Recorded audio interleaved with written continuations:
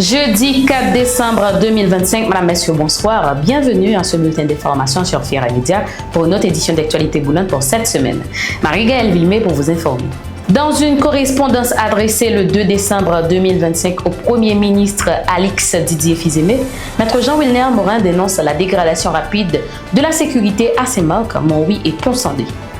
Il décrit une situation de chaos marquée par des enlèvements, assassinats, violences sexuelles et prises d'otages perpétrées par des groupes armés agissant en toute impunité.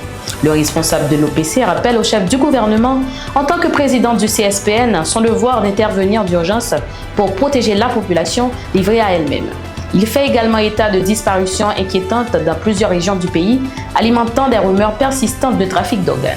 Face à la gravité des faits rapportés, Maître Morin demande l'ouverture d'une enquête formelle afin de vérifier ces dénonciations et d'identifier les responsabilités. L'aéroport Antoine-Simon Descailles vient d'obtenir la certification américaine Last Point of Departure de la TSA, ouvrant la voie à des vols directs vers la Floride avec IBC Airways. Cette autorisation représente un gain important pour la mobilité dans le Grand Sud et pourrait favoriser la relance économique dans la région. Dans un communiqué publié hier, l'OFNAC salue cette avancée tout en rappelant les efforts déployés pour atteindre les standards internationaux. En parallèle, des appels se multiplient pour la réouverture des vols commerciaux à l'aéroport Toussaint-Louverture, toujours fermé, une étape jugée essentielle pour rétablir pleinement le trafic aérien du pays.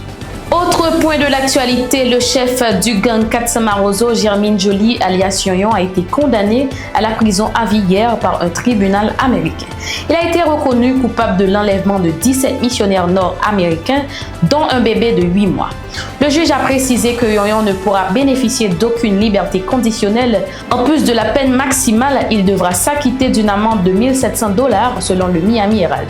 Cette décision intervient après plusieurs années de procédure et met un terme à l'un des dossiers d'enlèvement les plus médiatisés impliquant un ressortissant haïtien aux États-Unis. L'OCNH a organisé hier mercredi une causerie réunissant acteurs judiciaires et membres de la société civile autour du nouveau code pénal haïtien. Les discussions ont révélé plusieurs obstacles à son application, dont le manque de formation des magistrats, les failles institutionnelles et le faible sensibilisation du public.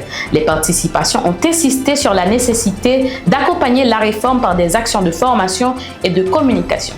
Ils ont également proposé des solutions telles que l'intensification des campagnes de formation et la mise en place de mécanismes de suivi. L'OCNH rappelle finalement une coopération renforcée entre l'État, la société civile et les institutions judiciaires afin de garantir que le nouveau code pénal devienne un outil efficace au service de la justice et de la sécurité en Haïti. Sur le plan international, l'ambassade des États-Unis au Venezuela a émis un nouvel avertissement formel à l'intention de ses ressortissants, les exhortant à éviter tout voyage vers le pays et à quitter immédiatement le territoire s'il s'y trouve encore. Dans un communiqué, la mission diplomatique rappelle que le Venezuela demeure au niveau d'alerte 4, ne voyagez pas, le plus élevé du département d'État. Cet avertissement est motivé par les risques élevés de détention arbitraire, d'enlèvement, de terrorisme, ainsi que par l'instabilité politique et sociale et la faiblesse du système judiciaire et sanitaire. Les autorités américaines invitent les citoyens à ne pas prendre aucun risque et à utiliser tous les moyens disponibles pour quitter le pays au plus vite dans un contexte de dégradation persistante de la situation sécuritaire. Fin de ce bulletin, mesdames, messieurs, merci de votre écoute. Restez connectés pour nos prochaines éditions d'actualité boulante et rendez-vous demain pour un nouveau bulletin titre par titre à découvrir sur Fiera Media.